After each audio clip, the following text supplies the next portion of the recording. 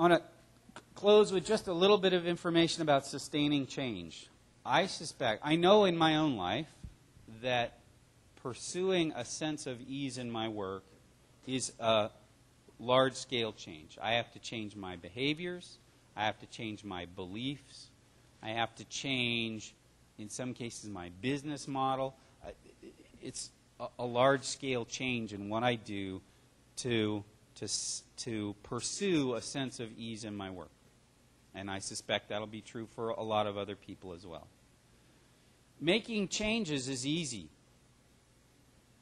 right? Quitting smoking is easy. I've done it 50 times. Quitting smoking is not the hard part. Sustaining quitting smoking is the hard part. Sustaining any kind of change you make, whether it's starting to test first because you just want to be comfortable that your code does what you think it does, or a more open planning process, or whatever change you're making to move towards a sense of ease, sustaining that change is going to be difficult because a lot of people, you included, expect you to be doing something else, believing something else, acting in a different way. And when that changes, everybody gets a little bit ruffled. So the two things I know that make change sustainable for me, one is public commitment to say, I am making this change. I'm going to start to test first. I'm going to have a more open planning process. I'm going to stop working when I get tired. If I just tell myself that's true, then when I'm tired, but I really should, if I was only a good person, I should get some more accomplished today, I'll just think, who's going to know? But if I told Jeff, I'm just on the treadmill, I'm working too many hours, I got to stop working when I'm subtracting value, and I make that commitment to you. Friday, I'm going to check in with you and tell you how I did with it. Then when it's Wednesday afternoon, I know, man, I made a public, even this much public commitment, one other person, to making that change, and I can use that to sustain myself. And the second part of it is accountability, that on Friday you're going to check in with me and you're going to say, hey, how did your work hours go this week?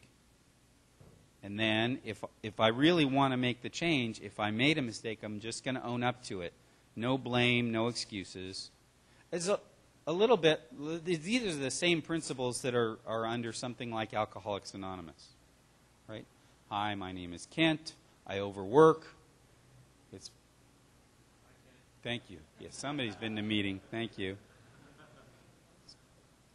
And so you say it's been 6 weeks and 3 days since my last overwork. Oh, okay. Hi, Kent. And then, or I say it's been 3 days since my last overwork, and now the process becomes one of accountability. I need to say what I did. It was this time. I made these choices. I worked this late. I broke the bill the following 6 really interesting ways. Now already I'm shading it, right? I'm trying to make it like I'm contributing to everyone else's life by making them fix the build, which isn't true. Here are all the consequences of what I did. It's nobody's fault but mine. These were the choices that I made. That's going to keep me on the straight and narrow.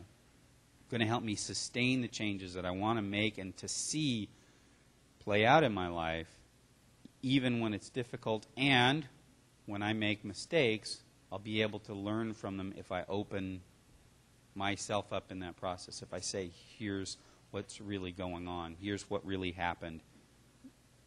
Here are the decisions and the actions that I made.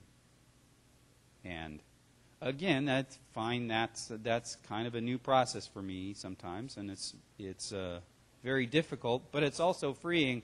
Once you go through it, you know that it's over and done, which is a great feeling. I screwed up. Here's exactly what I did. Let me listen to the consequences for everybody else. Now we're finished with that. Not, here's what I did, and it's really not so bad, and besides, it was your fault anyway, and da-da-da-da-da. And then I go home and I'm still thinking about it. No, you get it out on the table, you have the talk about it, you listen, and then you can move on. So, this is such a new idea that I don't have the big dramatic closer slide yet. But that's what I have to say about ease of work. I think that programmers as a group, and I'm certainly a good example of this, spent a lot of time acting entitled to things that I spent a lot of time acting entitled to things that I wasn't entitled to. I acted like I should just get lots of money, much more money than a kindergarten teacher, somebody who makes significant contributions to society. It was right that I made 10 times as much as a kindergarten teacher. Sometimes even it was the flip side. I wasn't making very much money, but I should act like I did. That wizard. The wizard can do no wrong. So that's sometimes the entitlement is in terms of social entitlement. I don't have to dress like other people. I don't have to talk like other people. I can be rude and demanding. And because I'm a wizard, right, what are you going to do about it? The funny thing for me is that the one thing I was entitled to, I never laid claim to, and that was self-respect. To be able to say, I'm okay doing what I do.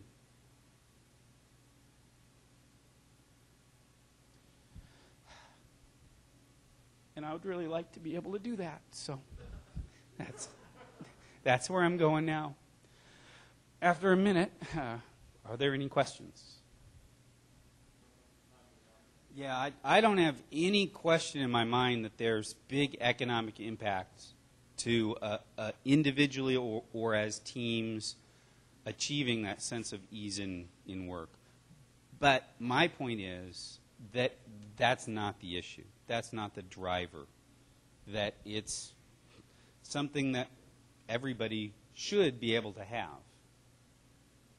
And then once we, now I'm getting histrionic a little bit, once we claim the birthright, there's going to be a lot of positive consequences that flow from that. But doing it because you make more money just seems to me like missing the point entirely.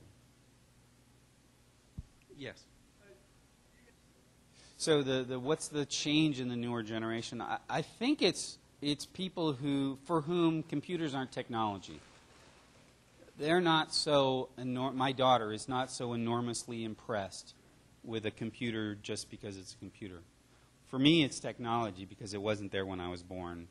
It came in, computers as a part of everyday life came in as I was living.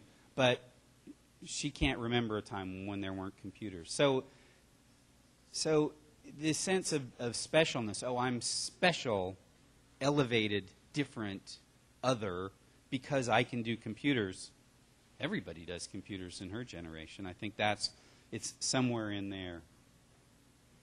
Yes?